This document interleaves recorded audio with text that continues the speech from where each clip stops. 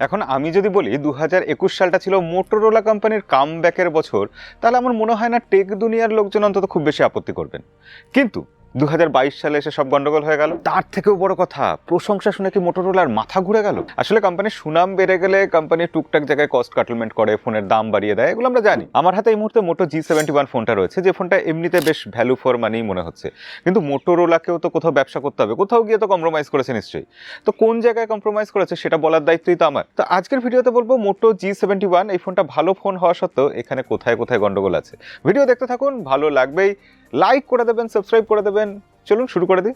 ওকে, আমরা তাহলে শুরু করি ফোনের বিল্ড আর ডিজাইন দিয়ে। আনবক্সিং করে সময় নষ্ট করে লাভ নেই। বক্সে যে ফোন থাকে ফোনই আছে, বক্সের মধ্যে কিছু ডকুমেন্টেশন থাকে সেগুলোও রয়েছে, এবং একটা ব্যাক কভার রয়েছে, চার্জার রয়েছে 33 ওয়াটের, এবং রয়েছে একটা USB type C cable, sim ejector pin.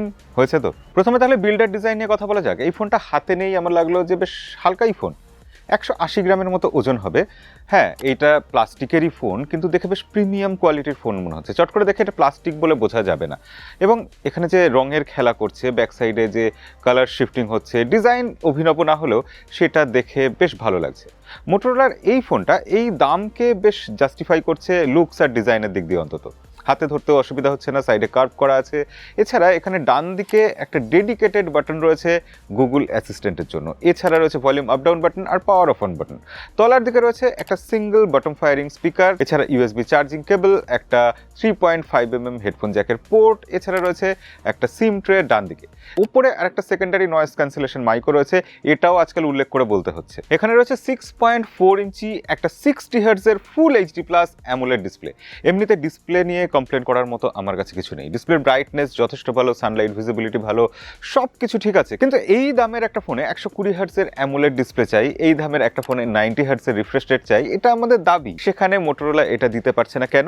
কারণ এর কম্পিটিটররাও কেউ দিতে পারছে না। কি ভুল বললাম? আসলে এর কম্পিটিটর যারা 120 হার্টজ বা 90 হার্টজের অ্যামোলেড দিচ্ছে এই দামে, তারা অন্য কোথাও গিয়ে কম্প্রোমাইজ করছে। তারা 5Gতে এতগুলো ব্যান্ডের সাপোর্ট দিতে পারছে না। স্যামসাং পাচ্ছে না, শাওমি পাচ্ছে না, রিয়েলমি পাচ্ছে না, কেউ পারছে না। কোনো কোম্পানি যদি হাই রিফ্রেশ রেটের সাথে ভালো 5G ব্যান্ড দিয়েও থাকে, দেখা যাবে সে প্রসেসর দুর্বল দিয়েছে, অথবা এখানে যেরকম পাঞ্চ হোল আছে সেখানে দেখা যাবে একটা নচ রয়েছে। ব্যাটারি হয়তো দুর্বল আছে, চার্জার হয়তো 15 ওয়াটের আছে, ডিসপ্লে হয়তো ফুল HD প্লাস নেই, শুধু HD প্লাস আছে। তো আমাদের প্রাথমিক যে চাহিদার জায়গাটা, সেই জায়গাটা কিন্তু এই ফোন ফুলফিল করে দিচ্ছে, অর্থাৎ 60 হার্টজের ভালো একটা অ্যামোলেড প্যানেল। তো আপনারা খেয়াল করে দেখুন, এই ফোনের ইতিমধ্যে আমরা দুটো দুর্বল দিক কিন্তু খুঁজে পেয়ে গেছি। প্রথমত, এই ফোনে একটাই স্পিকার আছে, যেটা এই দামের ফোনে সাধারণত আমরা দেখি ডুয়েল স্টুডিও স্পিকার। এছাড়া আমরা ব্যাক সাইডে দেখছি মোটোরোলার যে ব্র্যান্ডিংটা আছে, লোগোটা আছে, তার মধ্যে ফিঙ্গারপ্রিন্ট সেন্সর রয়েছে। আমার এটা দেখতে খুব একটা অসুবিধা লাগছে না, কারণ ব্র্যান্ডিংয়ের মধ্যে এটা লুকিয়ে দেওয়া হয়েছে। কিন্তু এটা একটু পুরোনো আমলের ব্যাপার। সাইড মাউন্টেড ফিঙ্গারপ্রিন্ট সেন্সর হলে, অ্যামোলেড ডিসপ্লে যেহেতু আছে, ইন ডিসপ্লে ফিঙ্গারপ্রিন্ট সেন্সর হলে ব্যাপারটা আরও জমে যেত না? ওকে, এবার তাহলে পরের প্রসঙ্গে আসি, সেটা হচ্ছে এই ফোনের ব্যাটারি। ব্যাটারি এখানে 5000 mAh আছে, তার সাথে রয়েছে 33 ওয়াটের একটা ফাস্ট চার্জার। ব্যাটারি ব্যাকআপ আমরা কিন্তু 1.5 দিন পেয়ে যাচ্ছি। তার কয়েকটা কারণ আছে। প্রথমত, আমি যে বললাম এখানে ডিসপ্লে আছে অ্যামোলেড ডিসপ্লে। দ্বিতীয় কারণ, এখানে যে প্রসেসর আছে, এখানে রয়েছে কোয়ালকম স্ন্যাপড্রাগন 695 প্রসেসর, যেটা 6 ন্যানোমিটারে তৈরি প্রসেসর। আর আপনারা জানেন যে ন্যানোমিটার যত কম হবে তত সেই প্রসেসর কম ব্যাটারি হাংরি হবে। এই প্রসেসরটা কীরকম প্রসেসর? কোয়ালকম স্ন্যাপড্রাগন 695 প্রসেসর আপনারা যারা জানেন তারা মোটামুটি জানেন যে এটার যা কিছু স্পেসিফিকেশনস রয়েছে বা স্কোর রয়েছে, যা পারফর্ম করার ক্ষমতা রয়েছে, সেটা কোয়ালকম স্ন্যাপড্রাগন 750Gর থেকে একটু বেটার, 765G এর মতো বলা যায়। এবং এখানে CPU থ্রটলিং আমি বিন্দুমাত্র দেখতে পাইনি। গেম কেমন খেলা যাচ্ছে? গেম সত্যি সত্যি ল্যাগ ফ্রি, সুন্দর খেলা যাচ্ছে, কোনো রকম ফ্রেম ড্রপ পাচ্ছি না। তার কারণ এখানে ব্যাটারি এবং স্টোরেজও খুব একটা দুর্বল দেওয়া হয়নি। এখানে UMCP স্টোরেজ টাইপ দেওয়া হয়েছে। মানে সোজা কথা বলতে হলে এখানে যে LPDDR4 র্যাম আছে সেটা UFS স্টোরেজের সাথে একসাথে ইন্টিগ্রেটেড করে দেওয়া হয়েছে, যাতে আরেকটু পারফরমেন্স বেড়ে যায়, আর একটু খরচাও যাতে কমে যায়। তাহলে আমরা দেখলাম এই ফোনের ডিসপ্লে ভালো, বিল্ড কোয়ালিটি ভালো, দেখতে শুনতেও ভালো, ব্যাটারি ভালো দেওয়া হয়েছে, চার্জারও যথেষ্ট ফাস্ট, প্রসেসরও ঠিকঠাক কাজ করছে। তাহলে এই ফোনের আর কি বাকি থাকে? যে জিনিসটা বাকি থাকে সেটাই মোটোরোলা সবথেকে বেশি মার্কেটিং করে, অর্থাৎ আমরা যেটা চাই মোটোরোলার ক্লিন ইউআই। মোটোরোলার ইউআই খুব স্মুথ হয়, কোনো প্রি ইনস্টলড অ্যাপ্লিকেশন থাকে না, বিজ্ঞাপন থাকে না।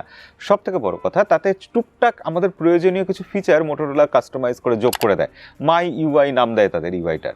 তো এই ইউআইতেও সেরকম জেস্চারের কিছু ফিচার রয়েছে, যেমন এটা নাড়ালে ফ্ল্যাশ লাইট জ্বলে উঠছে, এরকম টুকটাক বেশ কিছু ফিচার রয়েছে। কিন্তু যেহেতু এই ইউআই নিয়ে আমরা এত প্রশংসা করেছি, মোটোরোলা এবার দুটো প্রি ইনস্টলড অ্যাপ্লিকেশন কিন্তু ঢুকিয়ে দিয়েছে এর মধ্যে, একটা ফেসবুক আর একটা হচ্ছে ক্রিড অ্যাপ্লিকেশন।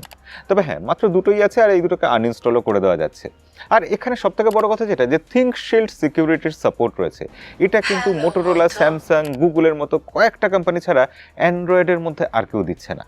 অন্ধকার হয়ে আসছে, সেক্ষেত্রে আর এত কথা না বলে, সময় নষ্ট না করে সরাসরি পয়েন্টে চলে আসি। ক্যামেরা কেমন?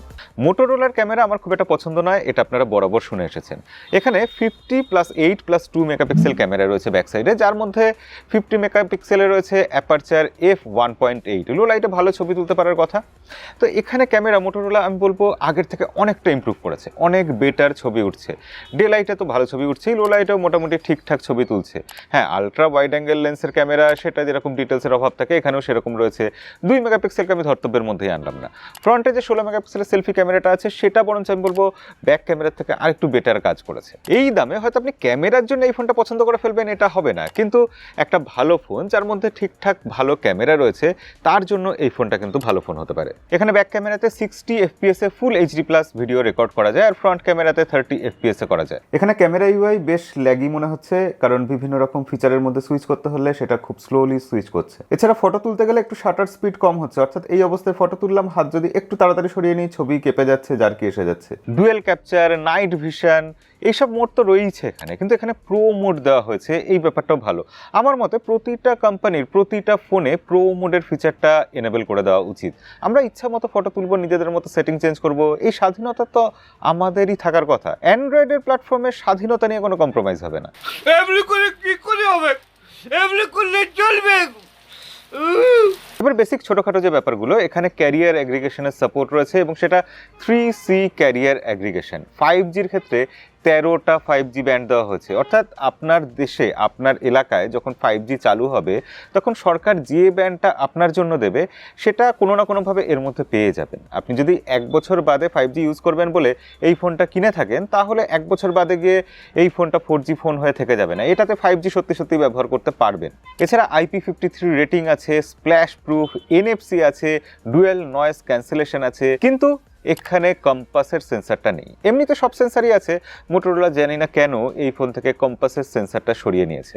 হ্যাঁ, এটা কোনো ডিল ব্রেকিং ব্যাপার নয়, তবে এটা নেই আপনাদের জানিয়ে দিলাম। এই ফোনটা ইন্ডিয়াতে লঞ্চ হয়েছে 6GB 128GB ভার্সনটা 18,999 রুপিতে, এবং সেই দামে এই ফোনটা ঠিকঠাক। বাংলাদেশে ফেব্রুয়ারি মাসে এই ফোনটা লঞ্চ হওয়ার কথা, সেক্ষেত্রে এটা যদি ঠিক দামে লঞ্চ হয়, অনেক বড় বড় কোম্পানির অনেক ভালো ভালো ফোনকে এই ফোনটা কিন্তু খেয়ে নিতে পারে। এই ফোনের পজিটিভ ব্যাপার অবশ্যই এখানে অ্যামোলেড ডিসপ্লে আছে, ভালো প্রসেসর আছে, প্রচুর 5G ব্যান্ডের সাপোর্ট রয়েছে, যার ফলে এটা ফিউচার প্রুফ। এছাড়া এটার প্রসেসর যথেষ্ট ফাস্ট, ব্যাটারি ব্যাকআপ ভালো আছে, চার্জার ভালো আছে, লুকস আর ডিজাইনও ভালো। কিন্তু মোটোরোলা যদি এই ফোনটাতে ডুয়েল স্টিরিও স্পিকার দিয়ে দিত, রান্না বান্নায় নিখুঁত আমরা, 18 পদের নিচে খাই না, আজ 17টা কম, ব্যাক সাইডের বদলে আন্ডার ডিসপ্লে অ্যাটলিস্ট সাইডে ফিঙ্গারপ্রিন্ট সেন্সারটা দিয়ে দিত, যদি এই ফোনে একটা কম্পাস দিয়ে দিত, যদি ক্যামেরাটা আর একটু উন্নত করতো, তাহলে এই ফোনটা এই বছরের জাতীয় ফোন হয়ে যেতে পারতো। তবু আমি বলবো যে এই ফোনটা যথেষ্ট ভালো ফোন, এর কম্পিটিটরদের থেকে এই ফোনটা অনেকটাই এগিয়ে আছে, বিশেষ করে এর পরিষ্কার ইউজার ইন্টারফেসের জন্য। তো এই দামে মোটোরোলা একটা ভালো ফোন নিয়ে এসেছে, আপনারা অবশ্যই এই ফোনটা একবার চেক আউট করতে পারেন। আর আজকের ভিডিও ভালো লেগে থাকলে আমাদের চ্যানেলটাও সাবস্ক্রাইব করে রাখতে পারেন। তবে হ্যাঁ, না করে রাখলেও ক্ষতি নেই, ভবিষ্যতে সময় নিয়ে ধীরে সুস্থে করুন। আজকের মতো এখানেই শেষ করবো, দেখা হবে পরের ভিডিওতে। আজকের মতো বিদায়।